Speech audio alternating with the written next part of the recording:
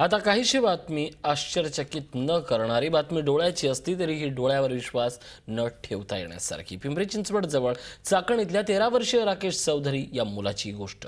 राकेशच्या डोळ्यातून चक्क पाण्याच्या ऐवजी वस्तू निघतायत, कधी खडे, कधी टिकल्या तर कधी स्क्रू।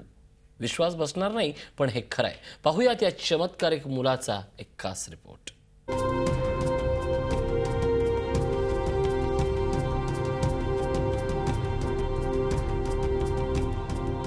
या दृश्यांकडे जरा निरखून पहा, तुम्हाला धक्का बसेल।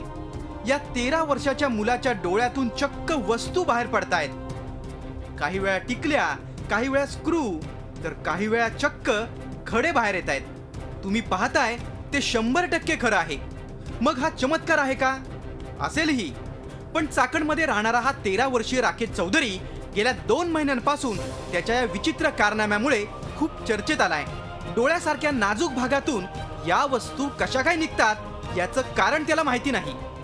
डोळ्यामधून मोठ्या मोठ्या खेळा निघतात आणि ते काय म्हणतात काटे आणि ते मणी आणि ते सगळं ते खेळ आणि बाजरीचे मणी, बाजरी, गहू सगळे येतात। राकेशचे वडील सुद्धा आपल्या मुलाच्या बाबतीत या घडत असलेल्या घटनांमुळे चिंतेत आहेत। या पाठीमागचं कारण त्यांनाही माहीत नाही, मात्र लवकरात लवकर इलाज व्हावा असं त्यांना वाटतंय।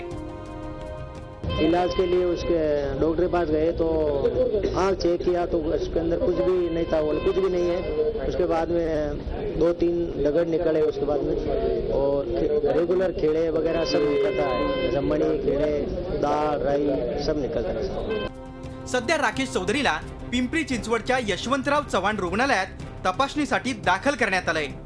राकेशच्या डोळ्यातून वस्तू का निघतायत हे इथल्या तपासणीनंतरच स्पष्ट होईल, पण सध्या तरी या मुलाची सर्वत्र जोरदार चर्चा आहे।